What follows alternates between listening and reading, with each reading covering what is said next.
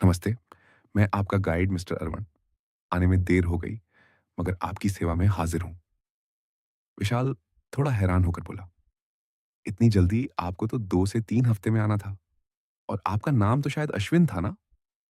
अरवण मुस्कान के साथ बोला, सर वो मैं फ्री ही था तो जल्दी आ गया और मेरा नाम अश्विन नहीं अरवण है। ये लीजिए, मेरा नंबर इस कागज़ पे और इस पे तभी कॉल करना जब आपको बहुत ज़्यादा ज़रूरत हो। विशाल को अरवण की बातों पे अजीब सा यकीन हुआ और वह मान गया। अरवण का खिला सा चेहरा और प्यारी सी मुस्कान त्रिशा और विशाल को बहुत अच्छी लग रही थी। अगले दिन अरवण ने विशाल और त्रिशा को घुमाना शुरू किया। अरवण का स्वभाव ऐसा था कि वह विशाल और त्रिशा दोनों को आसानी से समझ रहा था, जिसकी वजह से त्रिशा और विशाल दोनों को मजा आ रहा था घूमने में। अरवण विशाल की सारी बातें भी सुनता और त्रिशा के साथ चुपचाप हर चीज को ऑब्जर्व भी करता। अरवण ने विशाल और त्रिशा को गांव के खूबसूरत खेत, छोटे छोटे घर, पुरानी इमारतें, प्यारा सा सनसेट दिखाया और उनकी खूब सारी फोटोज भी खींची। अरवण विशाल और त्रिशा को होटल के बाहर छोड़ देता और अगले दिन उनको वहीं मिलता। एक हफ्ते घूमने के बाद विशाल को अरवण अपने भाई जैसा लगने, जो उसकी हर बात सुनता, आगे से उसके साथ मजाक करता और उसके विचारों पे गंभीर तरीके से सोचने की कोशिश करता। एक दिन खेतों में घूमते घूमते बारिश शुरू हो गई।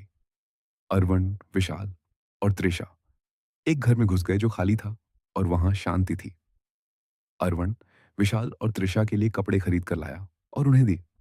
जब त्रिशा कपड़े बदलने साइड पर गई, तो विशाल चुपचाप अरवण का हाथ पकड़कर घर के बाहर वाली छत के नीचे लाकर बोला, मैं भला ज्यादा बोलता हूं क्या? यह खड़ूस सी लड़की मुझे हर वक्त टोकती ही रहती है। उसे मत बोलना, हमारा भाइयों वाला सिस्टम है। अरवण मुस्कुराकर बोला, नहीं नहीं, बिल्कुल नहीं बोलूंगा। बोलती तो कम है, मगर आपको समझती भी तो है। आप पर भरोसा है, तभी तो आपके साथ यहाँ घूमने को मानी, वरना मना भी कर सकती थी। प्यार से ज्यादा जरूरी तो विश्वास ही होता है। मैं तो यही मानता हूँ। विशाल थोड़ा सा चिढ़ा और अरवण वहां से हंसते हुए चला गया। विशाल भी वहां से जाने लगा कि तभी उसका पैर फिसला और वो नीचे गिरने लगा।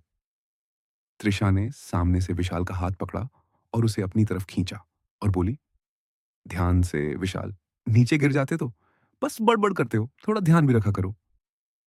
विशाल हैरानी से बोला, थैंक्स मैडम जी, ये साड़ी डालकर ज्यादा सुंदर और समझदार मत बनो। विशाल वहां से निकला और उसने त्रिशा का हाथ छोड़कर उसकी तरफ मुड़कर देखा और एक प्यार भरी मुस्कान दी। त्रिशा हैरान सी शर्मा गई, मानो उसे विशाल की मुस्कान बहुत मनमोहक लगी हो। अगले दिन विशाल और त्रिशा सारा दिन घूमते रहे और रात को उन्होंने एक ढाबे पे खाना खाने का फैसला किया। विशाल खाना लेने गया तो त्रिशा अरवण पर विश्वास सा जता के बोली, कितना बोलता है यह विशाल, हर वक्त बस बड़बड़, मुझसे नहीं सहा जाता। बोलना मत उस दुश्मन को, फिर शुरू हो जाएगा। अरवण मुस्कुराकर बोला, ज्यादा बोलने वाले दिल के अक्सर साफ होते हैं। उनके दिल में खोट नहीं होती, सब साफ होता है। आपसे प्यार भी तो करते हैं, तभी हर जगह हर बात सिर्फ त्रिशा की होती है। अपने से ज्यादा आपकी फोटोज हैं उनकी गैलरी में। ऐसा इंसान बोलता ज्यादा है, मगर कुछ छुपाता नहीं। प्यार सबके सामने जताने में कतराता नहीं। त्रिशा को एहसास हुआ कि कैसे विशाल उसका महल में ध्यान रख रहा था, उस बूढ़ी औरत के सामने। विशाल खाना लेकर त्रिशा और अरवण के पास आया। त्रिशा विशाल की तरफ देखकर बोली, तुम्हारा दिल इतना साफ क्यों है? विशाल हंसकर बोला, रोज झाड़ू मारता हूं, तुम भी मारा करो। त्रिशा और अरवण हंसे और उन्होंने खाना खाया। अगले दिन सुबह विशाल और त्रिशा ने पैकिंग शुरू की और थोड़ी सी पैकिंग रह जाने पे विशाल बोला, अभी परसों जाएंगे हम, तो बाकी पैकिंग कल कर लेंगे। कहीं बाहर घूमने चलें? आज अरवण भी नहीं आया तो साथ घूमते हैं। त्रिशा मान गई और वह दोनों होटल से बाहर आकर पास के इलाके में चलते चलते महल के पास आ पहुंचे। वह दोनों वापस मुड़ने लगे कि तभी उनको वह बूढ़ी औरत फिर मिली। वह औरत विशाल और त्रिशा के सामने आकर बोली, पिछली बार कहानी सुनाई तो तुम्हें पसंद नहीं आई थी क्या? विशाल छिड़कर बोला, प्लीज़ आंटी आज कहानी मत सुनाना प्लीज़। वो औरत बोली, आज सुन लो, आज अच्छी लगेगी। विशाल गुस्से में बोला, आंटी हम फ्री नहीं है कहानियों के लिए। कुछ वक़्त हमें भी साथ-साथ बिताने दो। नहीं सुनी आपकी कहानी। त्रिशा विशाल को शांत करते हुए बोली, मान लेते हैं आंटी की बात। सामने रास्ते रोक कर खड़ी है। बूढ़ी है, बेचारी क्या कर सकते हैं। विशाल मजबूरी में मान गया और उस औरत ने विशाल और त्रिशा के साथ चलते-चलते उनको फिर से वही कहानी सुनानी शुरू कर दी। पर इस बार कहानी सुनते-सुनते विशाल और त्रिशा को नींद आने लगी। मानो उस बूढ़ी औरत की आवाज़ उन्हें अपने काबू में ले रही हो। विशाल और त्रिशा बेहोश हो गए और जब उनको होश आई तो उन्होंने खुद को महल के एक कमरे में पाया। महल के उस कमरे में एक खिड़की थी और वहां से विशाल ने देखा कि बाहर तेज बारिश और बिजली कड़क रही थी। कमरा बहुत बड़ा और अंधेरे में था, जिसे त्रिशा को डर लग रहा था। त्रिशा ने विशाल का हाथ पकड़ा और बोली, ये क्या हो रहा है विशाल? मुझे बहुत डर लग रहा है। हम यहाँ अंधेरे में क्यों कैद हैं? हमें कुछ होगा तो नहीं? विशाल ने प्यार से त्रिशा का हाथ जोर से पकड़ा और बोला, कुछ नहीं होगा, मैं हूं ना, डरो मत, यहां से निकलते हैं। विशाल ने दरवाजा ढूंढा और बाहर की तरफ निकलने लगा। विशाल के पीछे त्रिशा थी और उन दोनों ने एक दूसरे का हाथ कसकर पकड़ा हुआ था। विशाल आगे बढ़ा तो महल में अजीब अजीब सी आवाजें आ रही थी। एकदम से अंधेरे के बीच विशाल को अरवण दिखा और वह विशाल से बोला, आप अंदर जाओ, मैं देखता हूं, आप अंदर जाओ। विशाल के दिल को राहत मिली और वह मुस्कुराकर बोला, हमें जाना है यहां से, अरवण, हमें बचा लो। अरवण फिर जल्दी जल्दी में बोला, आप अंदर जाओ, मैं बोल रहा हूं।